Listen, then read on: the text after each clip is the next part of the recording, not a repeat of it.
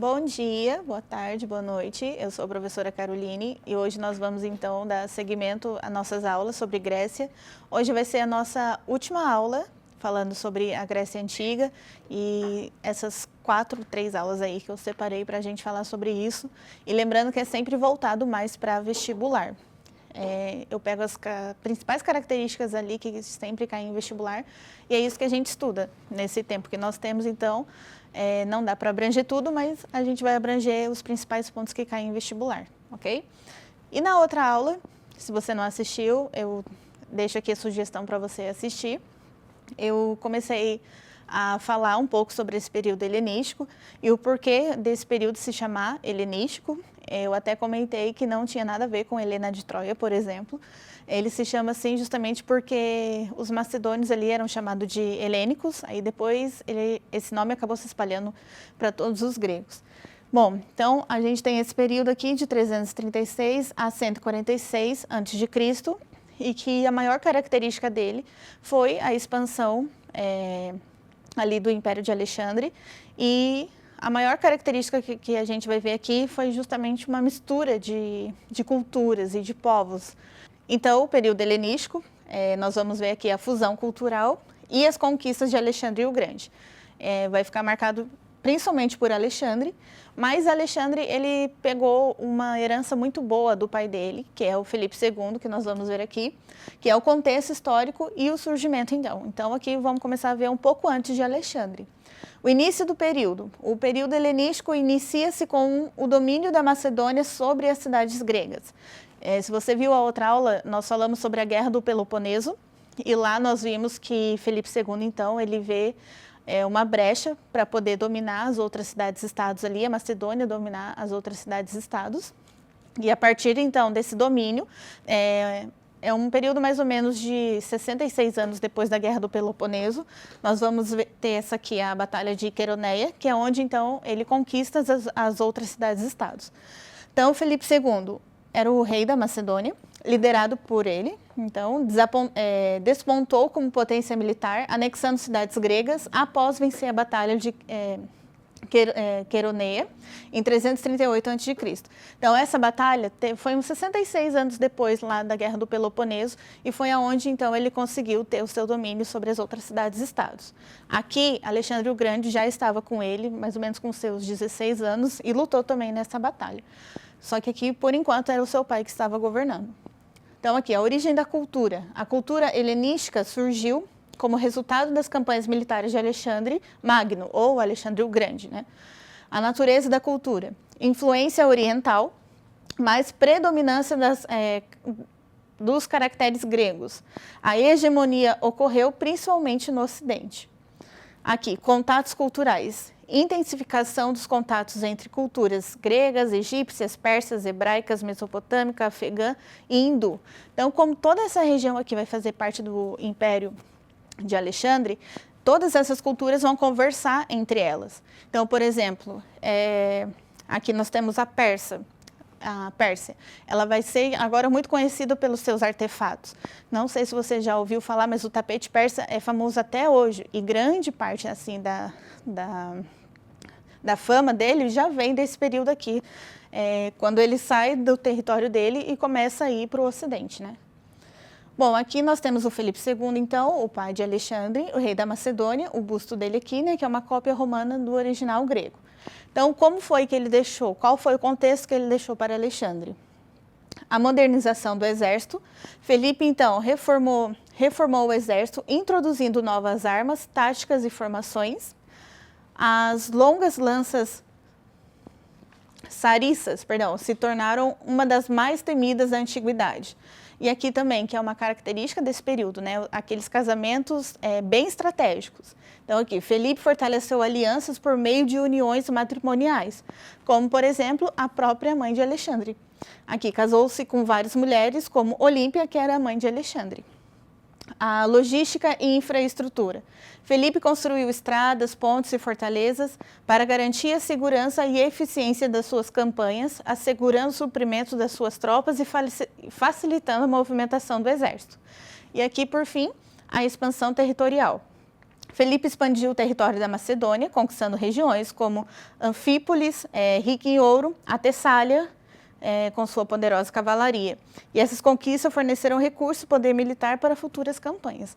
Então, Alexandre, vamos dizer aí que uns 40% do que ele foi, se não mais, foi tudo graças a esse contexto que o pai dele conseguiu deixar, né?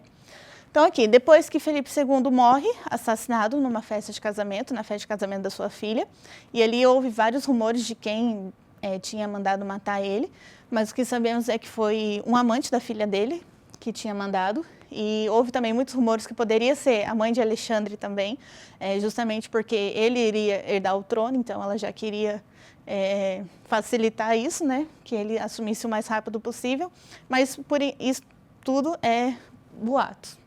O que sabemos é que ele foi assassinado na festa de casamento da filha dele.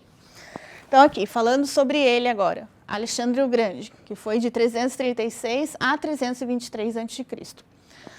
Ele assumiu o trono em 336 a.C., após o assassinato do seu pai aí, Felipe II. A formação, algo muito importante aqui, ele foi discípulo de Aristóteles. Então, Felipe II teve esse cuidado de deixar ali ser o mestre de Alexandre, o próprio Aristóteles, né? E ali ele vai ter muita assimilação dos valores da cultura grega, que vai ser muito bom para Alexandre. Aqui, imagem e legado. A sua imagem espalhou-se por retratos e bustos, tornando-se símbolo de poder. A expansão territorial conquistou o Egito, a Pérsia, a Ásia Menor, Mesopotâmia e o norte da Índia. E tudo isso com menos de 33 anos. Ele vai morrer com 33 anos, mas com 18 ele já estava lá na batalha com o seu pai, na batalha de Queroneia. Então, Alexandre foi muito admirado, não só pelos atos que ele teve, mas pela pouca idade de ter conquistado tudo isso aqui. Ele vai ser muito invejado pelos imperadores futuros, enfim, pessoas que estão no poder e que viam com admiração essa trajetória de Alexandre, justamente pela pouca idade que ele tinha. Então, aqui, ele morreu na Babilônia em 323 a.C., acometido por febre. Essa febre, houve vários boatos do porquê teria acontecido essa febre. Houve alguns boatos que poderia ter sido envenenamento também, mas o que talvez seja o mais certo é que tenha sido alguma doença decorrida ali de uma água ou de algum alimento ali que foi mal higienizado, enfim, e pode ter sido tifoide, então. Aqui nós vamos ver a administração, que ele apoderou-se da estrutura política persa. Se eu não me engano, na segunda ou na terceira aula nós falamos sobre os persas. E você se lembra qual era o tipo de administração que eles usavam? Era os sátrapas. E ali eles eram um tipo de governador. Alexandre, ele foi muito esperto, muito estratégico. E a admiração por ele, assim, não é à toa. Porque o que ele fez? Usou dessa mesma forma de governo dos sátrapas, e em algumas regiões ele não tirou quem governava, ele deixou os persas mesmo governarem, por já conhecerem a região, e ele só usou esse tipo de governo ao seu favor, e ali eles agora, né, responderem a ele. Mas ele foi muito estratégico a manter esse tipo de... manter e continuar usando, né, a estrutura política dos persas, então. Então aqui, Alexandre, então, com apenas 18 anos, lutou ao lado de Felipe na Batalha de Queroneia e obteve grande destaque, comandando a cavalaria. E quando se fala de cavalo, eu acredito que seja bem famoso o cavalo de Alexandre também, que era o bucéfalo, que ele ganhou do seu pai Felipe II. Então aqui, quando Felipe II foi assassinado em uma cerimônia pública, que foi o casamento da sua filha, em 336 a.C., Alexandre, então, herdou um reino já unificado com um exército experiente e poderoso. Então, o pai deixou ali para ele a faca e o queijo, né? Ele só tinha que se manter e fazer melhor que o pai dele. E foi o que ele fez. Seu pai planejava conquistar o Império Persa e Alexandre conseguiu seguir, então, o seu plano. Então, aqui eu coloquei o mapa onde mostra todo o império aí de Alexandre, toda a influência dele. Se lembra que nas outras aulas eu mostrei onde ficava cada cidade-estado grega? Então, olha, ele dominou muito mais do que a própria Grécia. Até pegou um pouco aqui da Índia. Então, olha como que um rapaz, né, um homem de 30 anos, consegue conquistar tudo isso aqui. É realmente muito admirável, né? Então, aqui no terceiro, Nós vamos ver, então, a cultura e a ciência helenística. A escrita e literatura. A valorização da escrita com obras transformadas em livros. Então, aquilo que era tradição oral, eles vão começar a passar para a escrita. Então, tudo aquilo que era passado oralmente, eles vão querer passar para a escrita, porque se fosse apenas algo falado, agora vai perder o valor. Não sei se você já viu, mas a Biblioteca de Alexandria é bem conhecida e começou justamente aqui, a valorização da escrita com obras transformadas em livros, a biblioteca. Então, a Biblioteca de Alexandria, que eu falei, foi um grande exemplo de preservação do conhecimento. O comércio prosperou com especiarias e tecidos persas ganhando fama. Lembra que eu falei sobre tecido persa e tudo mais? Então, começou aqui também. Ele começa a ser famoso agora no Ocidente.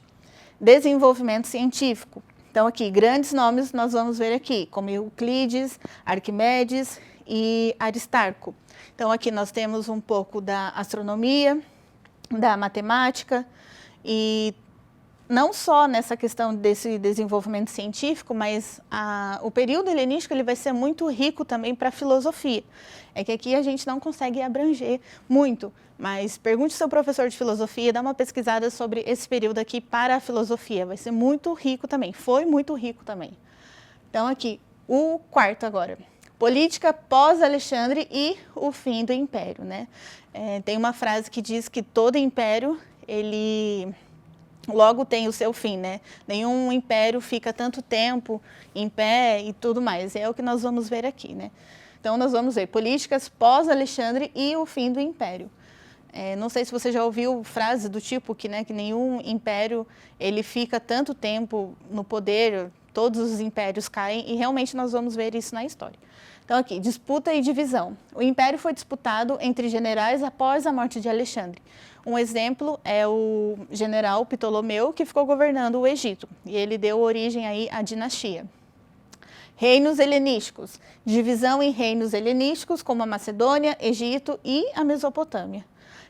Características dos reinos. Então, monarquias com poder centralizados nos palácios e forte burocracia. Domínio romano. É o nosso próximo tema que nós vamos ver. Os reinos foram anexados progressivamente pelos romanos. Então, aqui, todo aquele império de Alexandre vai cair nas mãos dos romanos, mas esse é o tema da próxima aula.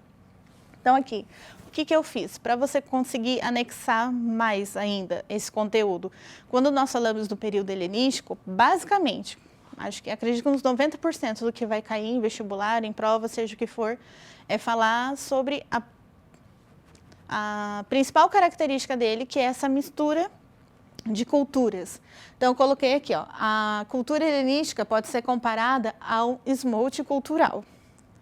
Como que seria isso? Essa analogia destaca como a cultura helenística não foi apenas uma substituição das culturas orientais, não é a substituição pela grega, nem uma simples mistura, mas uma verdadeira síntese que resultou em algo novo e único.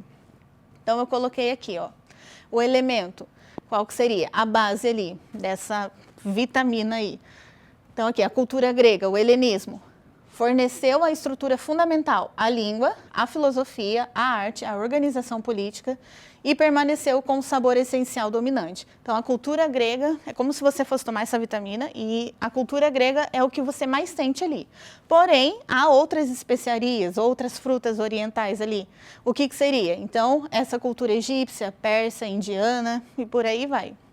Adicionaram novos e diversos elementos, como crenças religiosas sincréticas, como culto a Ísis, práticas administrativas, a monarquia teocrática, nós falamos sobre isso aqui também. Teocrática, só para você lembrar, tem a ver com Deus. Então, nós vivemos em uma democracia onde o poder vem do povo. Teocracia é basicamente, Deus está envolvido com a política, então tem a religião ligada com a política ali. E novas formas de arte e da ciência. Então, qual que é essa mistura aí, o processo? Conquista de Alexandre o Grande e a diáspora grega, que nós falamos na outra aula também. Então, aqui, o meio pelo qual os elementos se misturaram, facilitando pela criação de vastos impérios e novas cidades como Alexandria e a Antioquia, onde diferentes povos interagiram. A nova bebida, então qual que é o resultado final dessa bebida aí? A cultura helenística. Então você pega tudo isso aqui, por mais que você vai sentir o gosto mais da cultura grega, tem vários e todos esses elementos aqui que eu falei. Uma nova civilização vibrante, mais complexa e cosmopolítica do que a cultura grega clássica original, mas ainda com uma clara identidade central grega. Então, basicamente, quando eu falar do período helenístico ou sobre o helenismo, está falando dessa mistura de culturas. Tudo isso por quê? Pela expansão que Alexandre conseguiu ali de territórios, né? Então, aqui a criação do seu vasto império. Muito bem. Então, para a gente fixar mais ainda o conteúdo, umas 3 perguntinhas aqui. A conquista das cidades-estados gregas pelo Império Macedônico, que foi o que nós vimos na outra aula, iniciando o período helenístico, ocorreu após uma guerra interna entre os gregos ter fragilizado a sua defesa. Essa guerra ficou conhecida como... Então, eu posso reformular isso aqui perguntando qual é o tema da outra aula que nós vimos. Guerras púnicas, guerras médicas ou a Guerra do Peloponeso?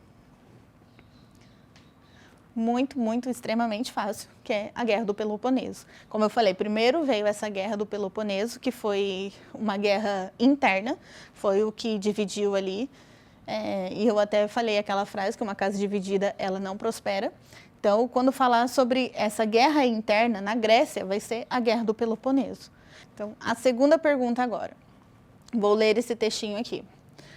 Lá fica a casa de Afrodite, pois tudo que existe pode ser encontrado no Egito. Riqueza, esporte, poder, clima agradável, glória, espetáculos, filósofos, joias de ouro, belos jovens, templo dos deuses, irmão e irmã, excelente rei, museu, vinho, todos os prazeres que desejais. Mulheres em tão grande número que o céu não pode se vangloriar de um igual número de estrelas. E são as mulheres tão bonitas quanto as deusas que, no passado, pediram a pares para julgar quem era a mais bela. Então, aqui a pergunta agora.